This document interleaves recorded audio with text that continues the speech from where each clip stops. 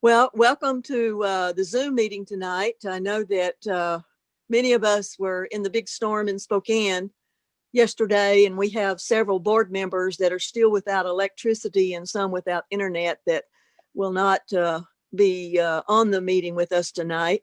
And we hope they get their electricity and internet back on. But I'm Melanie Bell. I'm the president of the Cheney-Spokane chapter, which is affiliated with the Ice Age Floods Institute. And I'm very pleased to introduce to you tonight Dr. Dave Daugharty. Dr. Daugharty and I go way back. I was his university registrar when he taught many years at Eastern Washington University. And then he and Mary, his wife, were neighbors of mine out of Cheney when we raised our kids on a sheep ranch. We were neighbors with Dave and Mary. But you're in for a treat tonight to learn about Dave's experience in terms of growing up around the Clark Fork, Idaho, and he'll be talking to you more about that. He received 3 degrees from the University of Idaho in mathematics education. And I can tell you that the students loved him. He was a great math teacher. I can also share with you that he always had his grades in on time. I never had to go hunting him down in Cancun or somewhere to get his grades at the end of the quarter. He retired from teaching at Eastern after about 40 years, and he returned his interest back to studying rocks and stuff. So you're going to be able to hear him talk about that tonight, and you're in for a real treat. So on behalf of the board of directors, I present to you Dr. Dave Daugharty. Is the slide up? Yes. Okay, so this is the first one. I'd like to start out by saying, has there ever been a man with soul so dead who hath never said, "This is my own, my native land"? That comes to my mind. That's from a poem by Sir Walter Scott, but it was quoted in the frontispiece of A Man from Without a Country. And my family came here, well, I don't know. I really don't know when my grandparents arrived. They were married in this area in 1888. So it's been quite a while. My wife moved here when she was about 7 years old. We went to high school together and have more or less been together for the last 70 years.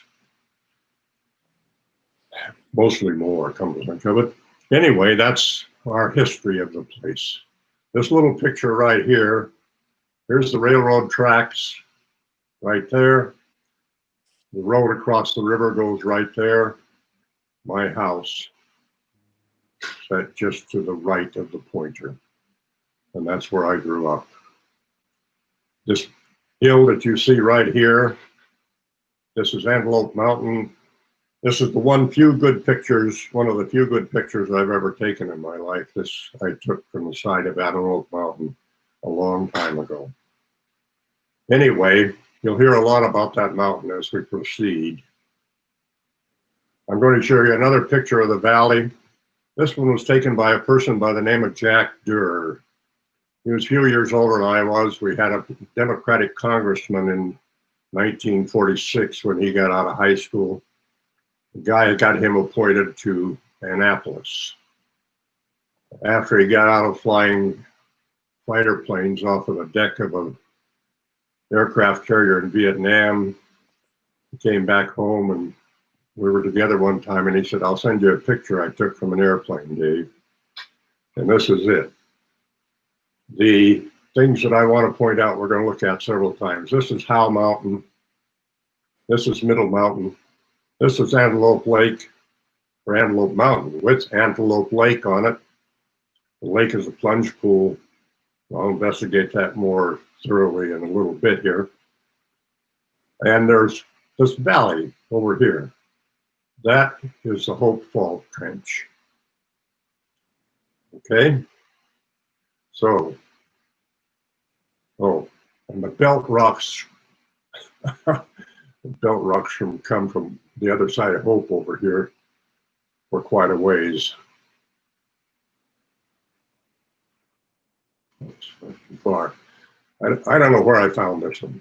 On the internet somewhere. On the left, you see a picture of what a guy thought that the ice dam did when it came down, or the glacier that came down the Purcell Trench. The trench itself is this. Oh boy, David. This is Pend Oreille Lake right here. This is the Clark Fork branch of it right here. These mountains just right here are the Green Monarchs.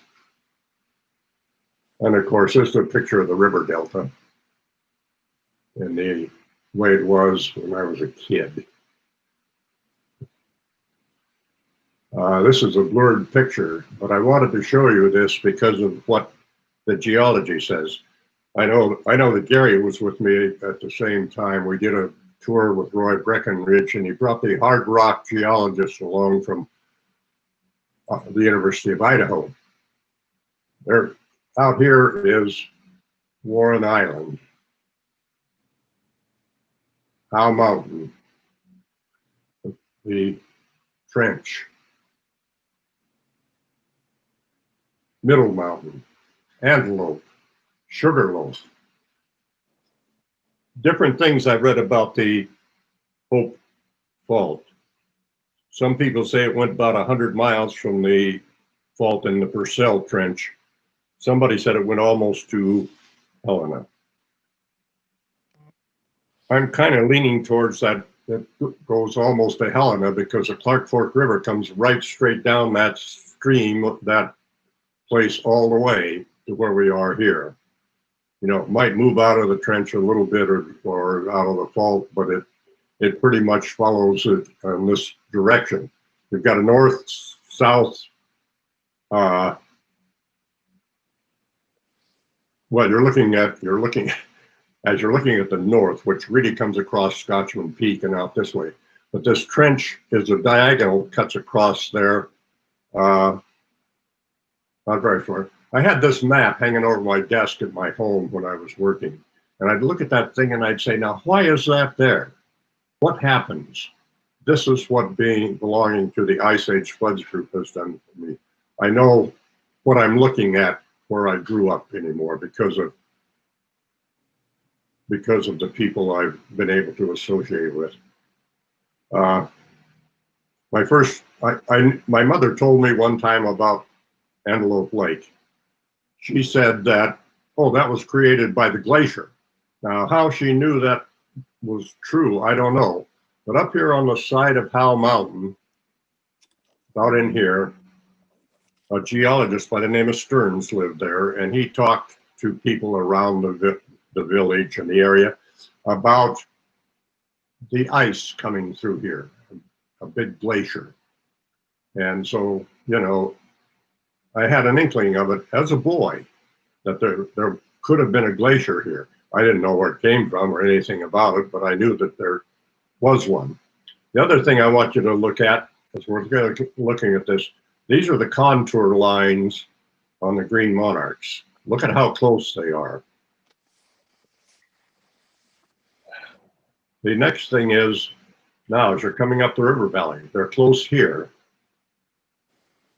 And they're still close up here on this mountain. This creek here is Durer Creek. This is Johnson Creek. The creek coming in here is Lightning Creek. The Mosquito Creek comes off of Scotchman.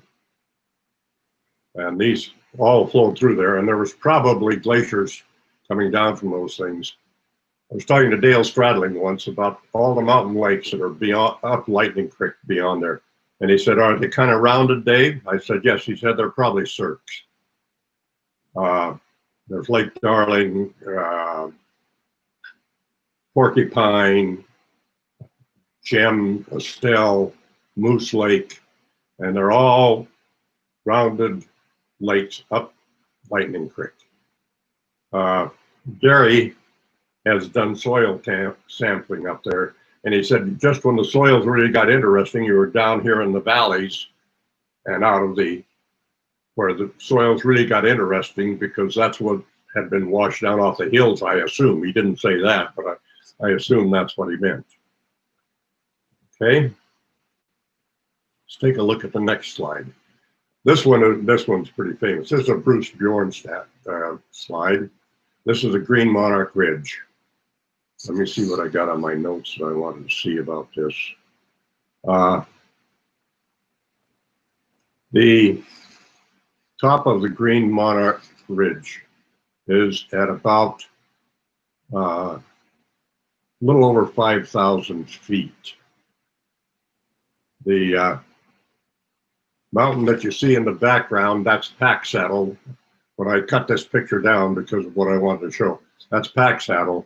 Pack Saddle Mountain, it just says the Addo part of it. Pack Saddle Mountain is over 6,000 feet in elevation, 6,400 feet. The Green Monarch Ridge is about 5,100 feet. Now, exactly how high the ice climbed up on that, oh, come on, David. I don't know, but look at the size of those slopes. A lot of that is up around 4,500 feet in some of those places. Incidentally, when I was back there looking at the ice in the Purcell Trench,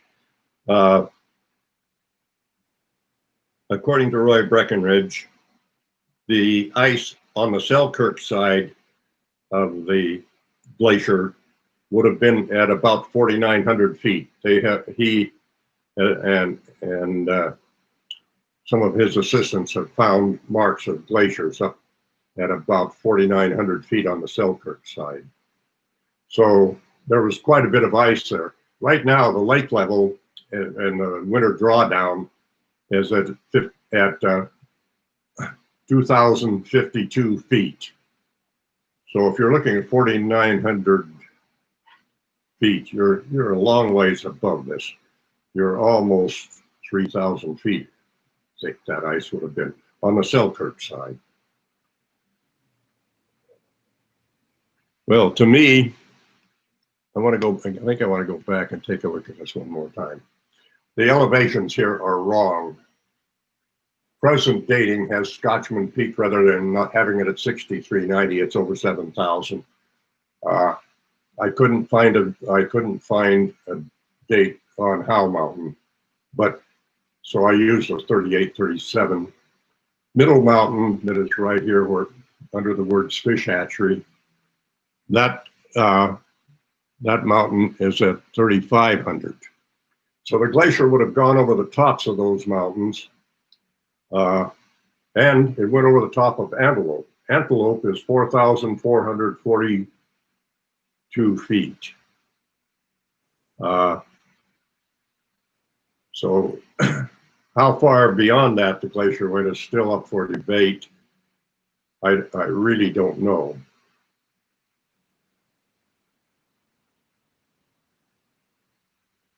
Now, we're back at the Green Monarch. This is view you get from those signs that the state of Idaho has posted and the Coeur d'Alene chapter has posted just before you get into Hope. You're looking at these green monarchs. And so we're still on, we're not where I grew up, we're still in Hope. Okay. So now as you proceed, just as you're coming into the valley, this is when the road finally comes off from down by the lake and comes back up onto the higher country. Notice these rocks. They're all belt rocks. And this is, yeah, well, as you come up off the lake and there's a bridge there, and then you're right here at this set of rocks. Look at the angle of repose of those rocks. It's pretty steep. And you can see, if you look over in here, you can see the little seams and big seams, and you know, it's fabulous country. The old road into Clark Fork, we called it the Minton Curves, stayed on Howe Mountain. And you went around here, and there's all kinds of different colored rocks of this super belt group that are there. Okay, I want to go into the next one. Now, look at this. Right after World War II, a guy by the name of Don Hafner bought this house, built this house.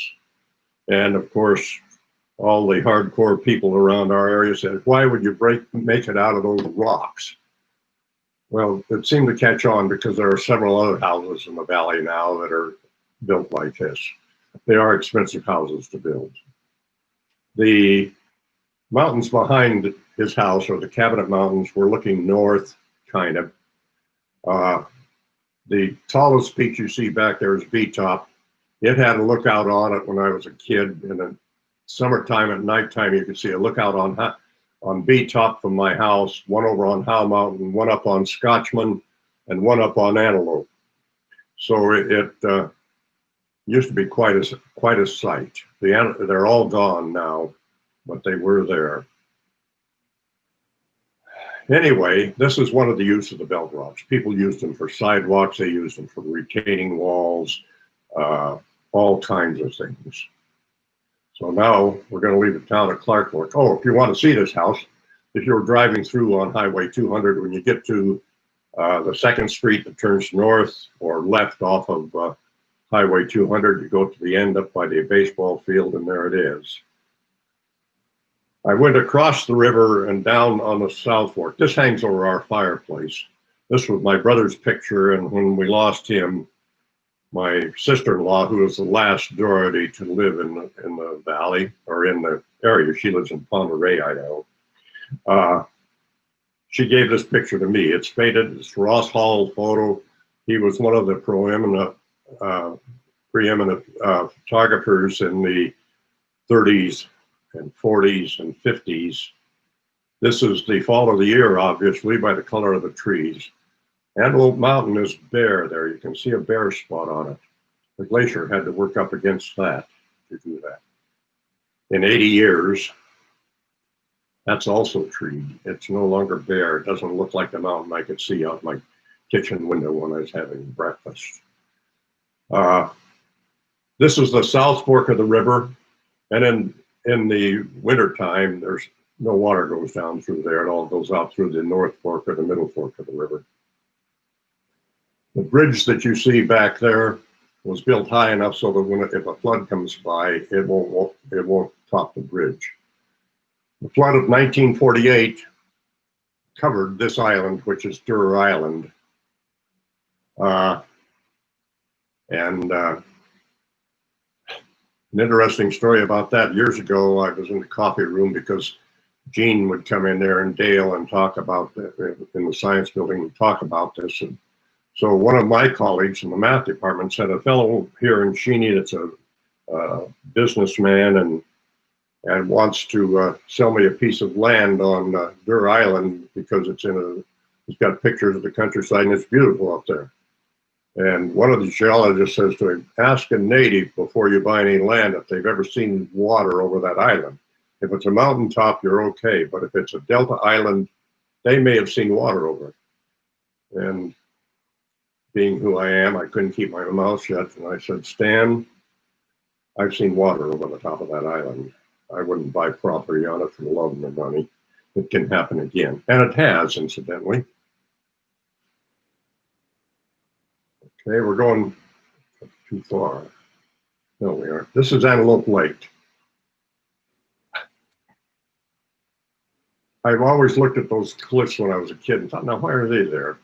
Incidentally, you can see that there's timber on them because this area had burned off probably about the same time that in the early 30s. There wasn't any trees on that when I was a kid. The fish had been stocked with largemouth bass. We used to go up there and catch those largemouth bass. It was kind of fun. Anyway, and that, of course, is the peak there, the top of Antelope. But you can see the remains or you can see the cataract. The cataract is right here. Runs right along there, all around this lake. The flow of the water would have been coming from beyond where my pointer is and coming over this resistant ridge and dug that lake out of there. So, you know, when I've seen dry falls and some of the cataracts we have around the Cheney area, I loved it. I suddenly knew why my mother was right when she said it was caused by the glacier. Well, I guess it was, wasn't it? Anyway, there's a little bit of local history, as I promised. A guy by the name of Louis Wolfe, who was an old socialist, hiding out probably, had built a cabin up here in the 20s, a log cabin. And he'd come to town occasionally to get his food and stuff like that, and to vote. When Louis died in the late, I think it must have been by the 48 election, there was no more one socialist vote in Clark Fork, Idaho. So people finally figured out Louis was a socialist. Anyway, that's people have taken some of the logs from that cabin and made rafts out there. That water's about 30 feet deep, I think. I know that if you dive to the bottom and pick up mud off the bottom to show the kids that you can do it, that hurt your ears when you got down at the bottom. So I suspect it's probably 30 feet deep. It was a great, I spent an awful lot of my time as a kid watering up onto this mountain. This is the river valley at Lover's Leap. This was one time this fall we went up there and I said, well, I'm gonna take a picture anyway. This is Delisle Peak, which you can see right here. It going to play a lot of history in this area somewhere. This rounded hump that's in front of it is called Castle Rock. We'll get to that when we get across the river on the other side. Right here, there's a big kame terrace that's out here. This is the most difficult area for the NP Railroad to maintain on its entire line. Notice the kind of curve it's on. The river comes around and hits that gravel bar. And it causes rock slides, and they have to really be vigilant on the NP Railroad to take care of that. The trees to the left are up on Antelope.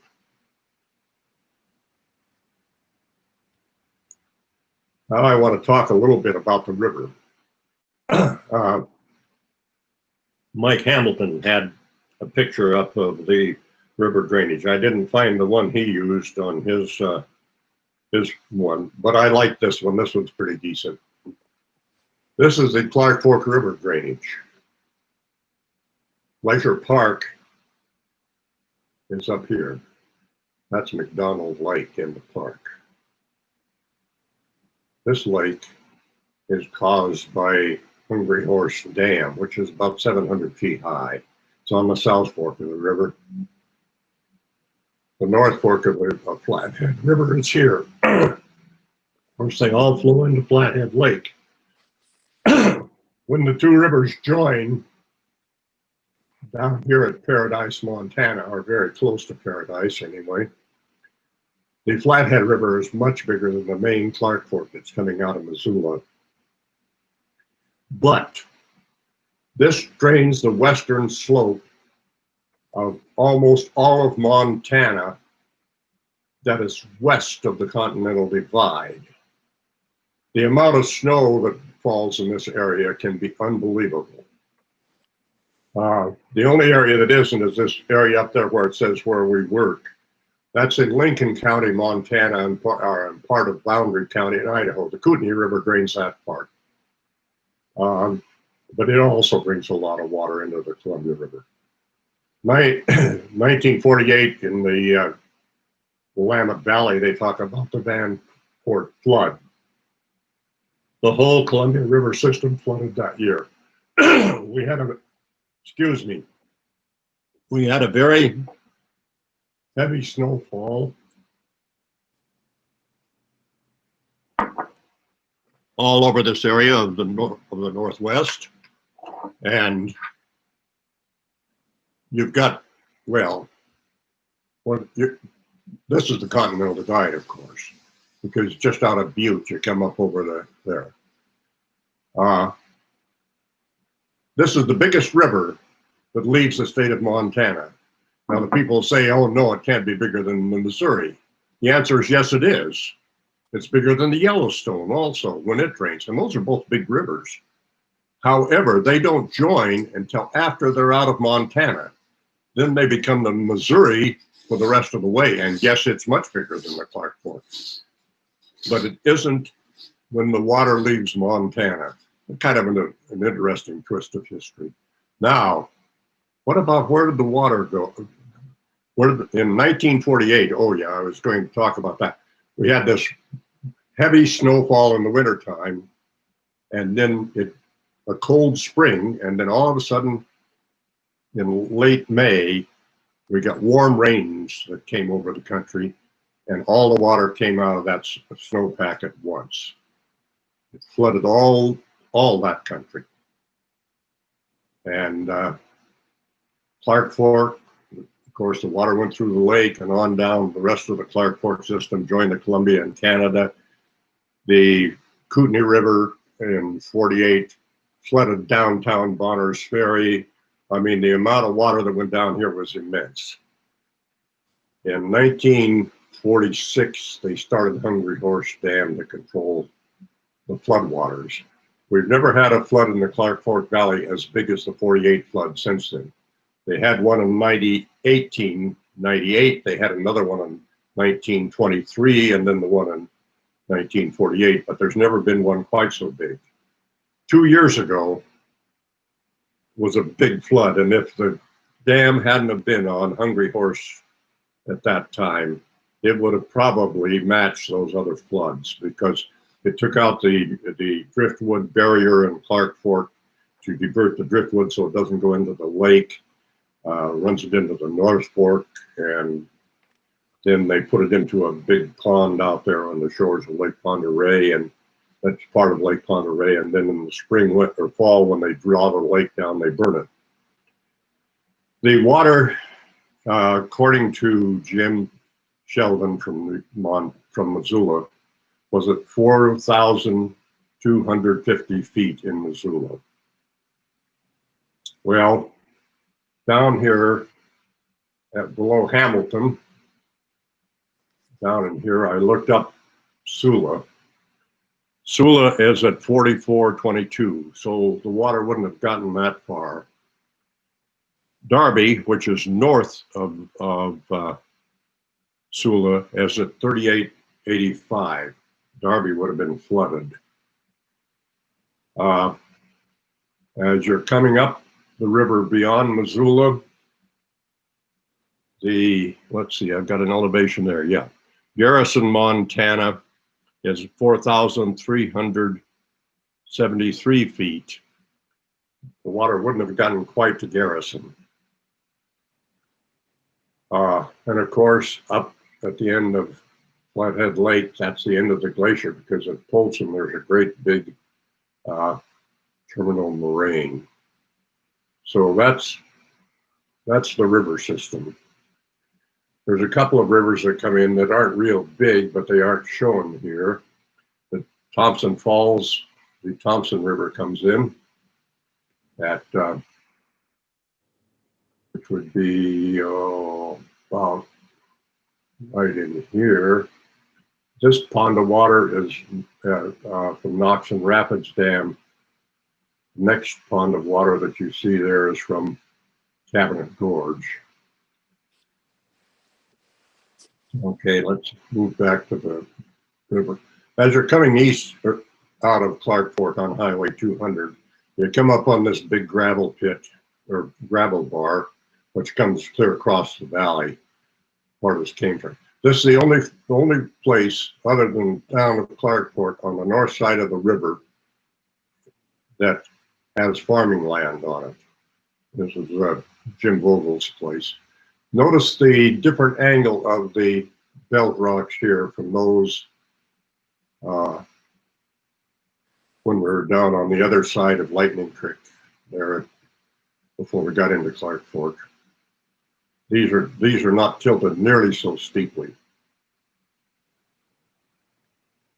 The belt rock, as I say, have been used for everything. This is one of the belt rock mines, just about a mile and a half beyond the last slide I showed you.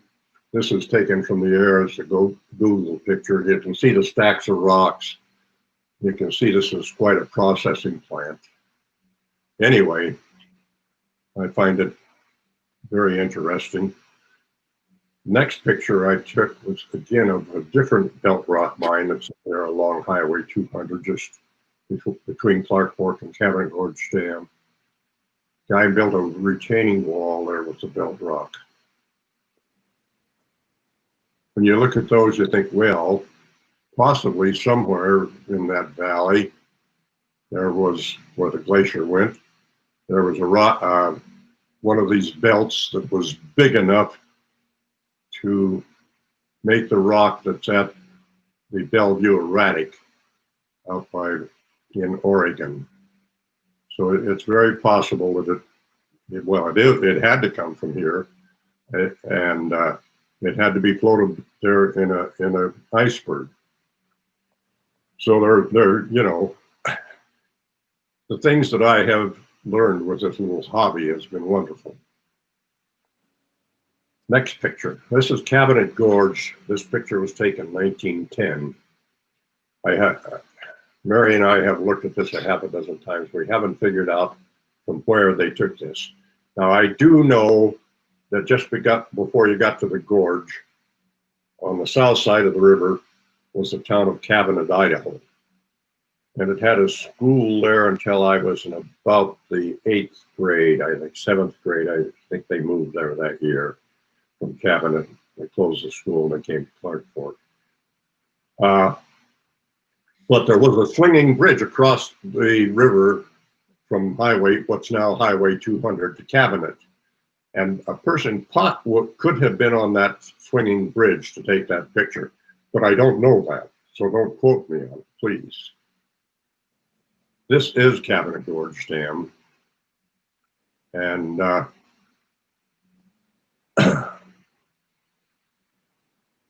1,600 men to work on that dam in 1950 into Clark Fork.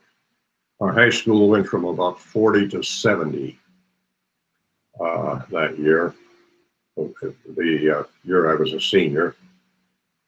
I got out of school that year. I got to go to work on that dam as a union laborer. And before the summer was over with, I made $2 an hour in 1952. Boy, that was lots of money. It was. Paid for a year of college. Anyway, this is a peak load dam. So what happens is that after Spokane doesn't need any more electricity, washing and water power, now Vista shuts this dam down. The river goes dry. And it'll be dry all night until about 6 o'clock the next morning. At 6 o'clock at night, they shut it down. One of the turbines that are in that dam, and there are 4 of them, one of the turbines that are in that dam will take the whole river at low summer flow. So they have to have a dam there to get enough water, and they have to stop it to get enough water to run all 4 of them. Out of this picture, the coffer dam would have come across to about right here. And they took one of these big cliffs over on this side of the river. They put a glory hole under it. They blew it up, dropped a great big rock into the river, and ran it out through there. And the discharge tunnel was here. And it's got to be one of those points we saw in that last picture, but I don't know which one, so I really don't want to say. That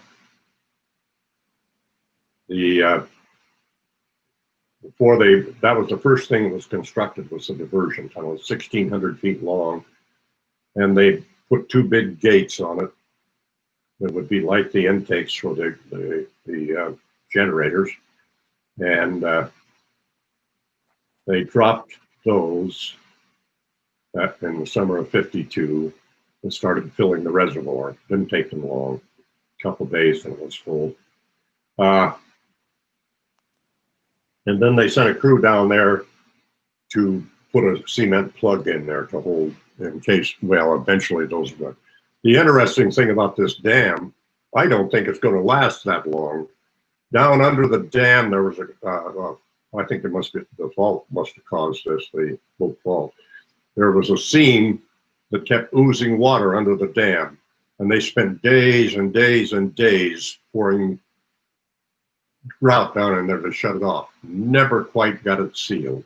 So when the water is down, when the thing is down, the gates are closed, you can see a little bit of water still seeping out through that thing. Water will finally make it collapse. The next, the couple statistics about the dam. It's 208 feet high. It produces 230 megawatts, and until Knox and Rapids Dam was built, I think it was the biggest dam they had. Knox and Rapids is on up the river, just above Knox in Montana. They built that dam, and they looked at the river valley. They calculated how long it would take, and they thought, well, it's a much bigger reservoir than the one at Cabinet Gorge, but it ought to be filled in about 4 or 5 days. Took 2 weeks. The longest straight road in Montana goes from Thompson Falls, Montana, almost to Knox and Rapids Dam. It's up on a great big gravel bench that extends to both sides of the valley. And so when they started to fill that reservoir, the water seeped into those 2 big gravel beds that were left there. And I suspect that gravel came from the burst of water when it came through the narrows on the river on the other side of Thompson Falls. These are all my guesses. I'm not a geologist. I'm a mathematician. But I think those things need to be explored.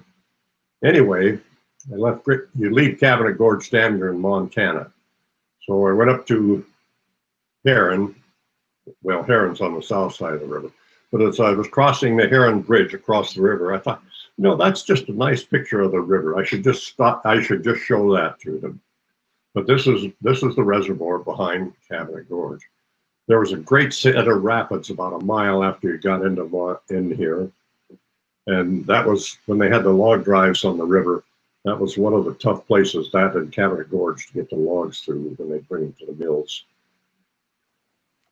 And the mills actually, they made rafts in the mouth of Clark Fork River and took the log rafts to Sandpoint.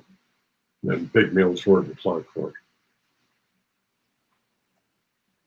Okay, now you cross the Heron Bridge, you're up a couple 100 feet above the reservoir that we just saw. And the day that, first week in December, when Mary and I went up there to get a few more pictures, we ran into snow.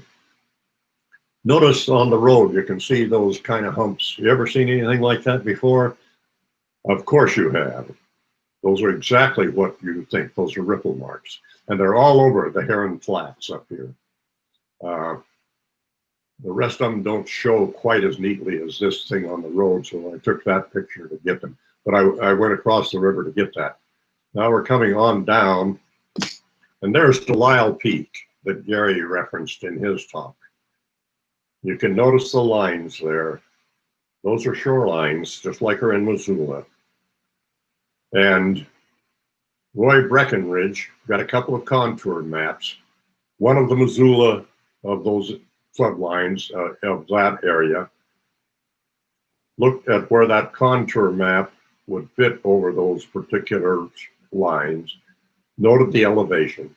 Then he got another contour map of this area, took the contour map, and these lines match those in Missoula. So this was part of the lake some of the time. I don't know how many times. There's lots of lines there, so quite a few.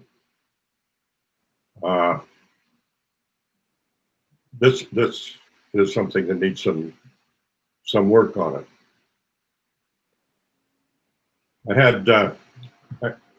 took Linda McCullum, who's a geologist from Eastern, good friend of mine, and Mike Hamilton, who's becoming a friend of mine, I hope. We went up into the valley. So I can show them. This is what they call the Durer Gravel Pit. The Durer family never left like the rest. Most of the rest of us did that were pioneers. This is you know, well, you can see 4 set beds. You can see how they're going there. We're on the south side of the river.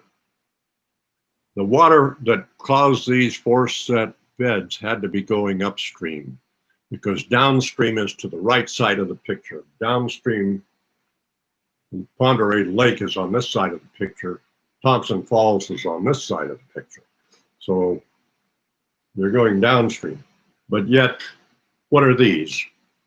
Roy Breckenridge's thoughts were that the glacier, several of the glaciers had to end before here, and you have glacier melt because you've got an unsorted gravel pit.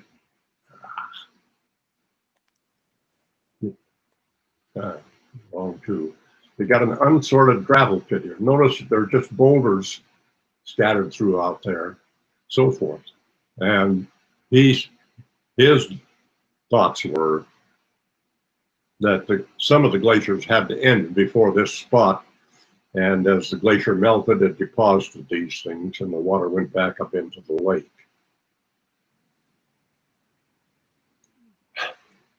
One of those 2 geologists said, this needs some study. And the other one being, those people are cool about science. Don't like to commit themselves with lots of thought. The other one didn't say a word about it. So it was fun. It was fun to be there. And yeah, they say there's a mystery. These 2 this picture is compliments of Gary Ford. That's where my pointer is now. That's Castle Rock that I showed you from the other side of the thing. I couldn't do anything with this picture. It's a Corey Bogle picture. Corey Bogle was of the Bogle family, who still several of them left in the valley, and of the ruins. And several of them are there. His mother was a ruin. This is the Lyle Peak. There used to be a lookout up on top of that too at one time. If you could, you're back here against Black Bear Mountain. It's behind the picture. The ruined potato digger would dig 2 rows at a time. And when we were in high school, well, it had been done for years. When I was in high school, they were still doing it. Their digger would dig 2 rows of that thrown together. And if you could pick the potatoes from Castle Rock back to the mountain, you got $20. I never got the $20, and my hands were never fast enough to do that. But obviously Castle Rock had to be topped. Now this is the side of Castle Rock. Thanks again to Gary Ford. You can see striations in the bottom of Castle Rock. There used to be just a big talus slope here, and the ruins wanted to build a road up Twin Creeks, and which is to our right, and they took that gravel from there, and when they did, they exposed this piece of rock beautifully.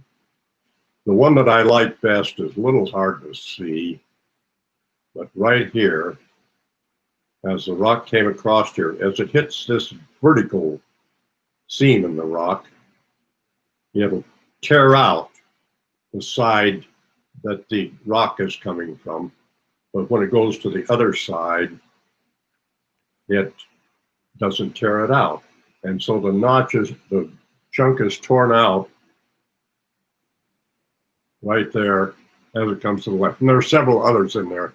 You really have to go and look at the rocks. Well, look at this one up here. There's a good one, Gary. Thank you. Look at how this is torn out when it comes to that big seam. And then when it goes on, you can hardly tell it until it hits there.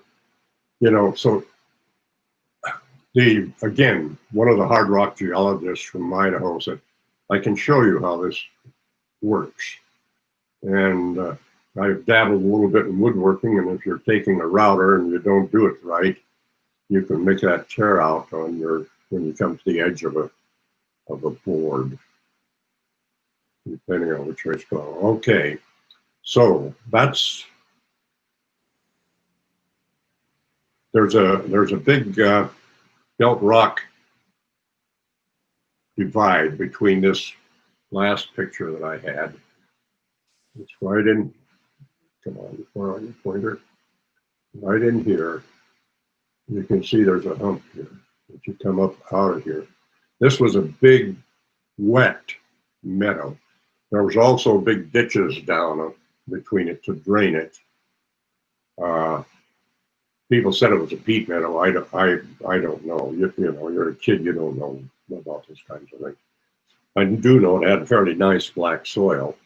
And the ruins were the biggest seed potato farmers in the state of Idaho. If you pick all those spuds, I said you could do that. So anyway, when the water came across there, it left a lot of soil in here. And then as we moved on into the ruined farm going further downstream, I saw this. The ruined farm ends, well, at this point it ends right there. This property that's along here to the left, that was my wife's folks' farm. When I had you at the Bogle farm earlier, that's it right there. So notice where it is in comparison to the rest. And as you're coming down Highway 200 from Clark Fork, you come up on a plateau. And somehow these two kame terraces that you have here and across and go across here right in there. That's the lower one. The first talk I ever heard from Roy Breckenridge, he put his pointer where I have mine and said, when you come across there, you've got this kame terrace and it goes like this. And I had to question him about it. My wife's folks had a dairy farm. We had picked up a lot of hay off that place. Okay, next slide. Mary and I hiked down onto the lower meadow to look back at those kame terraces so I could get this picture. The upper one that you saw, the bigger terrace, is to the distant one. This one is only about 30 feet high, the lower one. This one's only about 30 feet high. But this was the first place on the south side of the river that wasn't flooded in the flood of 1948. Every other farm was flooded in 48, as was the lower fields in my wife's folks' farm. But this was their house set up on this bench, and it wasn't flooded. Now we're going to go down and take a look. Oh, no, I forgot this. We're looking at the mountain. Notice that this, the sunsets, this was done on that snowy day you saw earlier, this picture. The sunsets on my wife's folks' farm, it set on sometime in November. It didn't come back over the mountain there until March. But notice you've got sharp rock faces here. This is the last mountain coming up the valley that I see this. As you're going into Montana from here, you don't see any more mountains with this tremendously steep face. So I think this is the last mountain that the glacier really affected like that, or it worked and grounded into a very sharp face. Some of them so steep, that the trees won't come back necessarily. Again, you can see the belt rock there. So now, I think the problem for the geologists is to take a look at this particular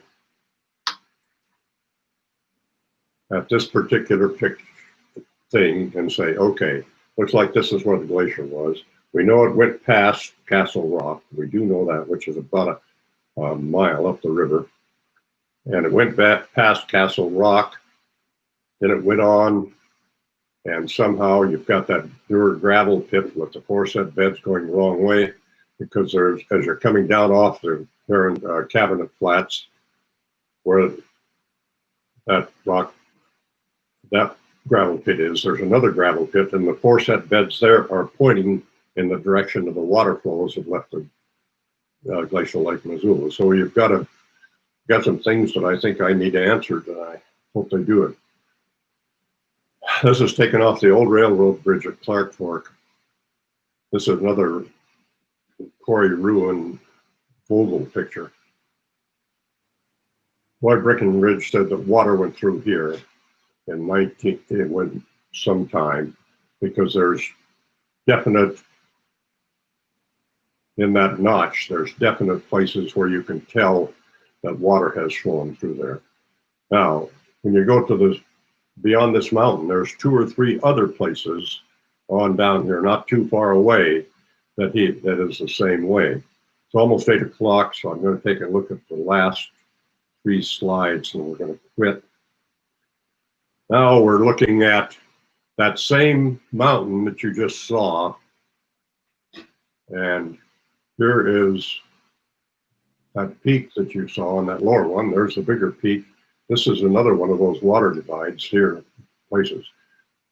But this is, this would be the start that most people would say is the Green Monarch Ridge, because it's obvious. The main ridge comes just around the corner right there, and right over here.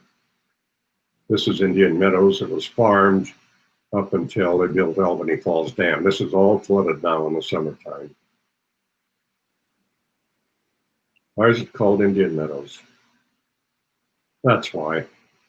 This is an 1898 picture.